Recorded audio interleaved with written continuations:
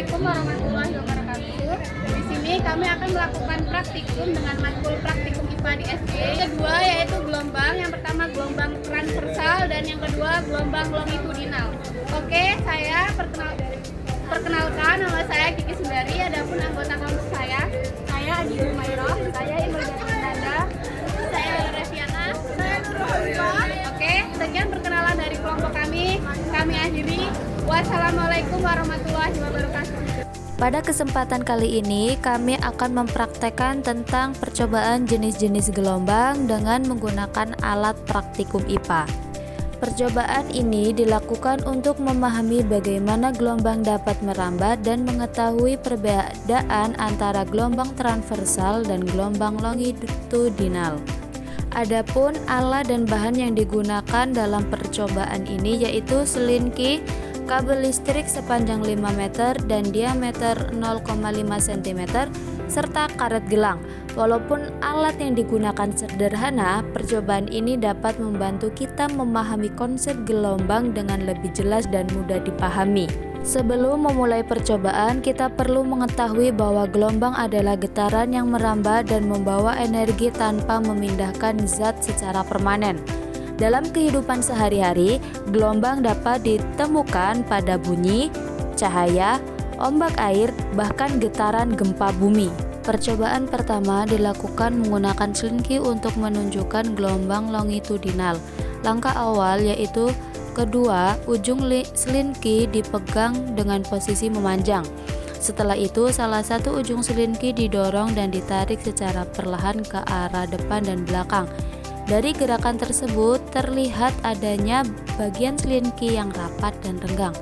Bagian yang rapat disebut rapatan, sedangkan bagian yang renggang disebut renggangan. Percobaan ini arah getaran selinki sejajar dengan arah rambatan gelombang.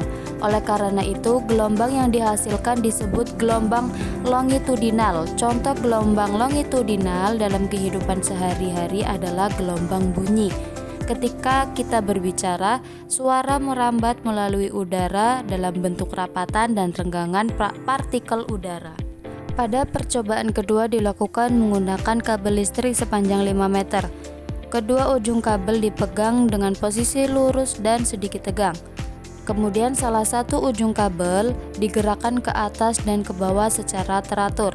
Dari gerakan tersebut terlihat adanya bukti bahwa ada bukit dan lembah yang bergerak sepanjang kabel. Gelombang yang terbentuk pada kabel listrik disebut gelombang transversal. Hal ini karena arah getaran kabel bergerak ke atas dan ke bawah, sedangkan arah rambatan gelombang bergerak ke depan menuju ujung kabel lainnya. Jadi arah getaran tegak lurus terhadap arah rambatan gelombang. Ketika digerakkan lebih cepat, terlihat jumlah gelombang yang terbentuk menjadi lebih banyak. Hal ini menunjukkan bahwa frekuensi getaran mempengaruhi jumlah gelombang yang dihasilkan. Semakin besar frekuensi getaran, maka semakin banyak gelombang yang dibentuk dalam waktu tertentu. Berdasarkan seluruh percobaan yang telah kami lakukan, dapat disimpulkan bahwa gelombang merupakan getaran yang merambat membawa energi. Gelombang dibedakan menjadi dua jenis utama, yaitu gelombang longitudinal dan gelombang transversal.